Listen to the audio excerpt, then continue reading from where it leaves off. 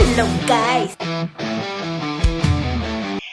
guys, welcome back to my YouTube channel. അപ്പോൾ ഇന്നത്തെ episode 13ന്റെ റിവ്യൂ ആണ്. Hello guys, welcome back to my YouTube channel. അപ്പോൾ ഇന്നത്തെ നമ്മുടെ ബിഗ് ബോസിന്റെ റിവ്യൂ ആണ്, എപ്പിസോഡ് നമ്പർ 13. സോ ഇന്ന് കുറേ അധികം കണ്ടന്റുകൾ നമുക്ക് സംസാരിക്കാനുണ്ട്. അതായത് മെയിൻ ആയിട്ട് എനിക്ക് പറയാനുള്ളത് ജിസലിന്റെയും അനിമോളിന്റെയും അടിയാണ്. പിന്നെ അനീഷിന്റെയും ബിന്നിന്റെയും ഒരു അടിയുണ്ട്.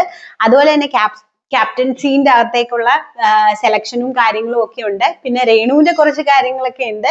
അങ്ങനെ സംഭവ ബഹുലമായ കുറച്ച് കണ്ടന്റ് ഒക്കെ ഉള്ള ഒരു എപ്പിസോഡാണ്. സോ എല്ലാവർക്കും once again welcome back to our YouTube channel. അപ്പൊ നമ്മുടെ വീഡിയോ ആരെങ്കിലും സബ്സ്ക്രൈബ് ചെയ്യാതെ കാണുന്നവരാണെങ്കിൽ ദയവായിട്ടൊന്ന് സബ്സ്ക്രൈബ് ചെയ്യുക. പിന്നെ നമുക്ക് ഹൈപ്പ് ഉണ്ട് കേട്ടോ, ഹൈപ്പൊക്കെ ഒന്ന് തരണം കേട്ടോ. ഹൈപ്പും പിന്നെ കമന്റും തരണം. ഞാൻ എല്ലാ വീഡിയോയിലും പറയുന്നതാണ്, കമന്റ് ഉണ്ടെങ്കിൽ മാത്രമേ നമുക്ക് ഇമ്പ്രൂവ് ചെയ്യാൻ പറ്റുള്ളൂ. നമുക്ക് എന്താണ് നമ്മൾ പറയുന്നതിൽ എന്താണ് എന്തെങ്കിലും ഉണ്ടെങ്കിൽ നിങ്ങളുടെ അഭിപ്രായങ്ങളൊക്കെ കമന്റ് ചെയ്യുക. സോ അത് ഉണ്ടെങ്കിൽ എനിക്കത് വലിയൊരു സപ്പോർട്ട് ആവും. സോ ഞാൻ റിക്വസ്റ്റ് ചെയ്യാണ് ഫോർ ഇന്ററാക്ട് ചെയ്യാൻ വേണ്ടിയിട്ട്. സോ എന്തായാലും നമുക്ക് നമ്മുടെ വീഡിയോയിലേക്ക് കിടക്കാം. സോ ഇന്നാണെങ്കിൽ ബിഗ് ബോസ് എല്ലാരെയും രാവിലെ പിടിച്ച് എണീപ്പിച്ചിട്ടുണ്ട്. അത് പ്രേക്ഷകരുടെ ഒരു റിക്വസ്റ്റ് അനുസരിച്ചിട്ടാണ് രാവിലെ എണീപ്പിച്ചിട്ടുണ്ട് എല്ലാത്തിനെയും. അങ്ങനെ എല്ലാവരും ഡാൻസ് ഒക്കെ കളിച്ചു, എല്ലാവരും സെറ്റ് ആയിട്ടിരിക്കുകയാണ്. സോ അപ്പം ഫസ്റ്റ് തന്നെ രാവിലെ അനീഷ് ഇപ്പൊ ഭയങ്കര മൂഡ് ഓഫ് ആണ്, എന്താണെന്ന് അറിയില്ല. അപ്പോ അനീഷിന് വന്ന ആ ഒരു ടൈമില് അത്രയ്ക്ക് വലിയ ചൊറിച്ചിലും അതുപോലെ തന്നെ ആരെന്ത് പറഞ്ഞാലും മൈൻഡ് ചെയ്യത്തില്ലാത്ത ആ ഒരു സ്വഭാവം ഇപ്പൊ എനിക്ക് തോന്നുന്നു ചെറിയ ചെറിയ ഫീലിങ്സ് ഒക്കെ ആയി തുടങ്ങിയോന്നൊക്കെ എനിക്ക് തോന്നുന്നുണ്ട് കേട്ടോ. അങ്ങനെ ഇന്ന് രാവിലത്തെ അടി സ്പോൺസർ ചെയ്തിരിക്കുന്നത് നമ്മുടെ അനീഷ് ഏട്ടനും അതുപോലെ തന്നെ ബിന്നിയും കൂടിയാണ്. അപ്പൊ ആക്ച്വലി അവിടെ ഒരു ചൂല് മാത്രമേ ഉള്ളൂ, ബാത്റൂം കഴുകാനും അതുപോലെ തന്നെ കിച്ചൺ തൂക്കാനൊക്കെ ഒരു ചൂല് മാത്രമേ ഉള്ളൂ. അപ്പൊ ബാത്റൂം കഴുകിയിട്ടുള്ള ചൂല് കിച്ചണിൽ കൊണ്ട് വെച്ചേക്കുമായിരുന്നു. സോ അനീഷ് അത് അറിയാതിരുത്ത് സ്ലാബ് തുടച്ചു. അപ്പൊ അത് പറഞ്ഞില്ല എന്ന് പറഞ്ഞിട്ടുള്ളതായിരുന്നു അനീഷും ബിന്നിയും കൂടെ ഉള്ള ഒരു അടി. പക്ഷെ നമ്മളൊക്കെ ഈ സ്ലാബ് എന്താണ് നമ്മൾ ചൂല് വെച്ച് ഞാൻ ഇതുവരെ തൂത്തിട്ടൊന്നുമില്ല. സോ അതുകൊണ്ട് ഞാൻ അവർക്ക് ചൂല് വെച്ചിട്ട് നമ്മൾ സ്ലാബ് ഒന്നും തൂക്കാറില്ലല്ലോ.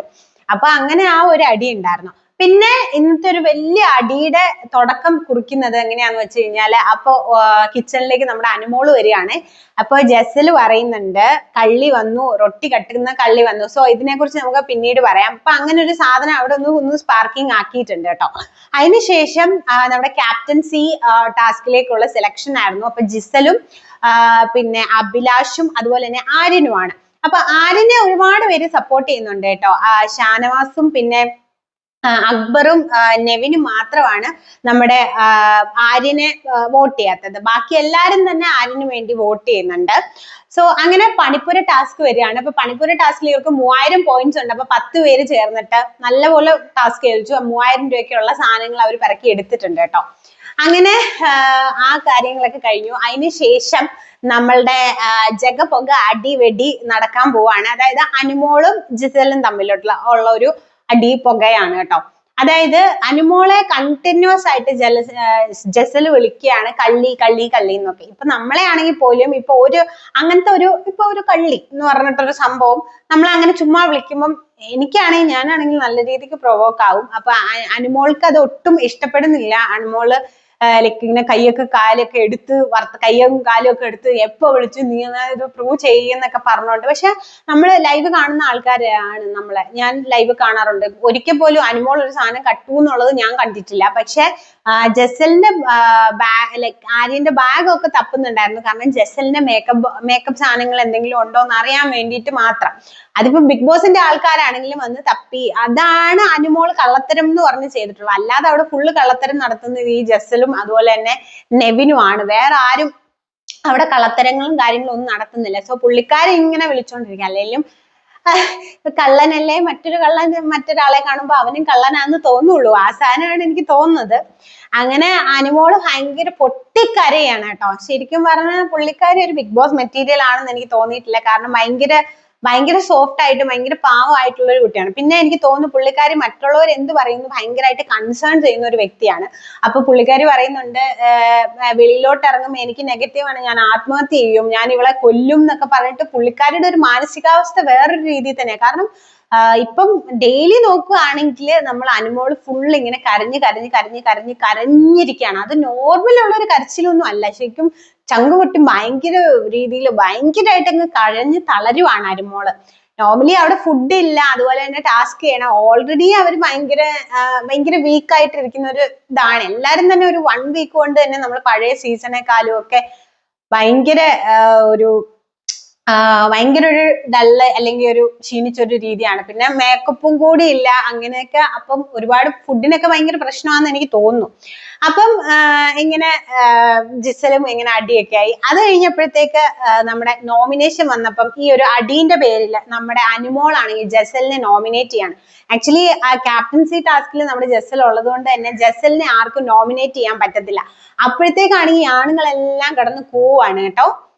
അപ്പം ജസ്സിൽ മേക്കപ്പ് ചെയ്യുന്നതിനും കള്ളത്തരം ചെയ്യുന്നതിനൊന്നും ഇവർക്കില്ല. ഇപ്പൊ കഴിഞ്ഞ ദിവസം അനുമോള് പറഞ്ഞിരുന്നു ഇവിടെയുള്ള ആണുങ്ങളെല്ലാം മൊണ്ണകളാണ്. പക്ഷെ എനിക്ക് അത് ഫീൽ ചെയ്യുന്നുണ്ട്.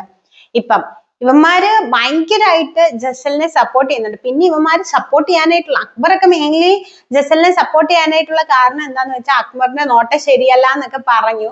അതുപോലെ തന്നെ നെബിന് ഡബിൾ മീനിങ് ആന്നൊക്കെ പറഞ്ഞുകൊണ്ട് ഇവന്മാർക്ക് ഓൾറെഡി അനുമോളെ ഇഷ്ടമില്ല.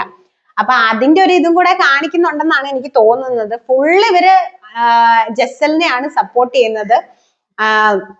അങ്ങനെ ഒരു സംഭവം നമുക്ക് അവിടെ കാണാൻ വേണ്ടി കഴിയും. പിന്നെ അപ്പാനിയുടെ ഒരു സംഭവം എന്ന് പറഞ്ഞു കഴിഞ്ഞാല് അപ്പാനി ഇങ്ങനെ പറയുന്നുണ്ട്, എന്താ ഇവക്ക് അപ്പാനി വന്നിട്ട് അനുമോളെ നോമിനേറ്റ് ചെയ്യാണ്. അപ്പൊ അതിന്റെ റീസൺ പറഞ്ഞ എന്താന്ന് വെച്ചാൽ ഇവക്കൊരു നിലപാടില്ല.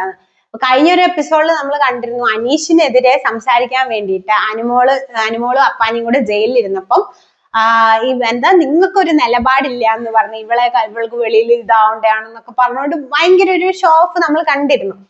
ഇപ്പൊ നേരെ അത് അനുമോളുടെ നേരെയാണ് പുള്ളി പറയുന്നത്. അപ്പൊ പുള്ളി എനിക്ക് അപ്പം കാണുന്നവനെ അപ്പാന്ന് വിളിക്കുന്ന ഒരു ക്യാരക്ടർ ആണെന്ന് തോന്നുന്നു.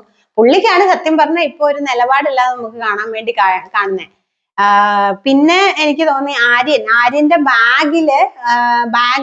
ബാഗിനകത്ത് മറ്റേ ഉണ്ടായിരുന്ന ക്രീം ഫേസ് വാഷ് ഒക്കെ നമ്മുടെ ജസൽ എടുത്തല്ലോ. അപ്പൊ ആ കാര്യം ജസലിന്റെ അടുത്ത് ഷാനവാസ് ചോദിക്കാം. വേറെ അവിടെയുള്ള ഒറ്റ മനുഷ്യൻ പോലും ചോദിച്ചിട്ടില്ല. അപ്പൊ ജസല് പറയാ അതെന്റെ കഴിവാണെന്ന്. കട്ടെടുക്കുന്നതാണോ കഴിവ്? അത് പുള്ളിക്കാരി ഇങ്ങനെ മേക്കപ്പ് ഇല്ലാതെ പുള്ളിക്കാരിക്ക് പറ്റില്ല. അപ്പൊ അതെന്റെ കഴിവാണെന്നൊക്കെ പറഞ്ഞോണ്ട് ഇങ്ങനെ ഭയങ്കര ഒരു ഇതായിട്ട് ഷാനവാസിന്റെ അടുത്ത് ഭയങ്കര രീതിയിൽ പറയാണ് കേട്ടോ. ഫുൾ കളത്തരമാണ്. അപ്പം ഞാനങ്ങനെ കട്ടിട്ടൊന്നുമില്ല, അതൊക്കെ എന്റെ കഴിവാണെന്നാണ് പറയുന്നത്. അപ്പൊ അങ്ങനെ കിച്ചണിൽ വന്നിട്ട് റൊട്ടി എടുത്തു എന്നുള്ള ഒരു രീതിയിലാണ് നമ്മുടെ ജസലും ഇതും. അപ്പം അനുമോൾക്ക് ഈ കള്ളി എന്ന് വിളിക്കുമ്പോഴത്തേക്ക് ഇപ്പം ഈ അനീഷിന്റെ ഒരു പാറ്റേൺ എല്ലാവർക്കും ഇതായെന്ന് തോന്നുന്നു. ഇപ്പം എല്ലാരും ഇങ്ങനെ പറഞ്ഞ കാര്യം റിപ്പീറ്റ് അടിച്ച് തന്നെ പറഞ്ഞോണ്ടിരിക്കും. അപ്പൊ അനുമോൾ ഇങ്ങനെ ചോദിക്കുന്നുണ്ട് എങ്ങനെയാണ്. അപ്പൊ കൈ ഇങ്ങനെ എടുത്തപ്പോ ഇവള് തട്ടി മാറ്റുവാണ്, അടിക്കുന്നതായിട്ടൊന്നും കാണുന്നില്ല. പക്ഷെ ഇവള് വന്ന് ബിഗ് ബോസിനോട് പറയുന്നത് തന്നെ ഫിസിക്കലി അസോൾട്ട് ചെയ്തു അനുമോള് എന്നൊക്കെ പറഞ്ഞു. എന്നിട്ട് ജസല് വന്നിട്ട് ഇവന്റെ നെവിന്റെയും അതുപോലെ തന്നെ അപ്പാനിയുടെ ഒക്കെ എടുത്ത് വന്നിട്ട് ഇങ്ങനെ പറയുമ്പോഴത്തേക്ക് നെവിനും പിന്നെ അപ്പാനിയൊക്കെ പറയൂ എന്റെ ജസലിനെ അടിച്ചോ അവള് അങ്ങനെ ചോദിക്കുകയാണ് കേട്ടോ. ഭയങ്കര കോഴിത്തരം പോലെയാണ് എനിക്ക് ഭയങ്കരമായിട്ട് ഫീൽ ചെയ്യുന്നത്. പിന്നെ അടിച്ചിട്ടൊന്നുമില്ല, നമുക്ക് കാണാൻ കഴിയും. ഞാൻ ലൈവ് കണ്ട ഒരാളാണ്, ഞാൻ കണ്ടായിരുന്നു. അപ്പം കൈ ഇങ്ങനെ തട്ടി മാറ്റി വിടുന്നതാണ്, പക്ഷെ അടിച്ചിട്ടൊന്നും ഇല്ല കേട്ടോ. അങ്ങനെ അവിടെ അത് ഭയങ്കര സീനായിട്ട് അവളൊന്നും കരഞ്ഞ് ചാകാറായി. അവള് പറയുന്നത് ഞാൻ വെളിയിൽ ഇറങ്ങിയാൽ ഞാൻ മരിക്കും അങ്ങനെയൊക്കെയാണ്. ബിഗ് ബോസ് എന്തെങ്കിലുമൊക്കെ ചെയ്യണം കേട്ടോ. ചിലപ്പോ ആ ഒരു മാനസികാവസ്ഥ പുള്ളിക്കാരി ഭയങ്കര കൺസേൺ ആണ്. മറ്റുള്ളവർ എന്താണ് പുള്ളിക്കാരിയെ കുറിച്ച് പറയുന്നത് എന്നൊക്കെ ഭയങ്കര ഫസ്റ്റ് ഡേ തൊട്ട് എനിക്ക് ഫീൽ ചെയ്ത ഒരു കാര്യമാണ്. അനുമോള് ഭയങ്കര ഒരു കൺസേൺ ഉള്ള ഒരു കുട്ടിയാണ്. അപ്പം അങ്ങനത്തെ സംഭവങ്ങളൊക്കെ നടന്നുകൊണ്ടിരിക്കുകയാണ്. അപ്പം അനുമോളും ആര്യനും തമ്മില് ഒരു ലവ് ട്രാക്ക് വർക്ക് ആക്കാൻ വേണ്ടിയിട്ട് അവിടെ ഹൗസിലുള്ള ആൾക്കാരും നോക്കുന്നുണ്ട്.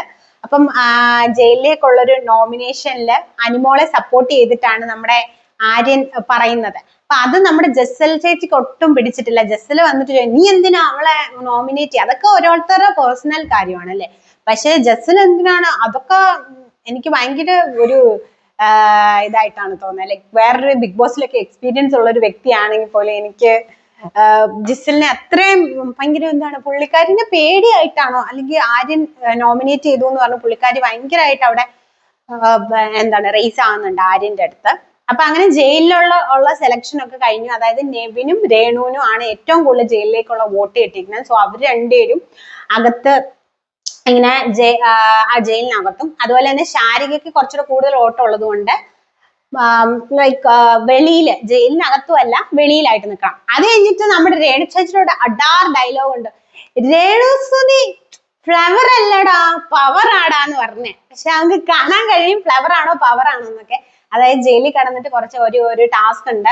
ഈ നെല്ലിക്ക സാധനമൊക്കെ ഇതിനകത്തോട്ട് ഒരു ബൗളിനകത്തോട്ട് ആക്കിയിട്ട് അതിനകത്തേക്ക് മുളക് പൊടിയും പിന്നെ ഉപ്പും ഇടണം. അപ്പൊ അതിട്ട് കഴിഞ്ഞിട്ട് ജയിലിൽ നിന്ന് 5 സെക്കൻഡ് സമയമേ ഉള്ളൂ. ആ സമയത്തിനുള്ളിൽ മുളക് പൊടിയും ഉപ്പും വാരി ഇടണം.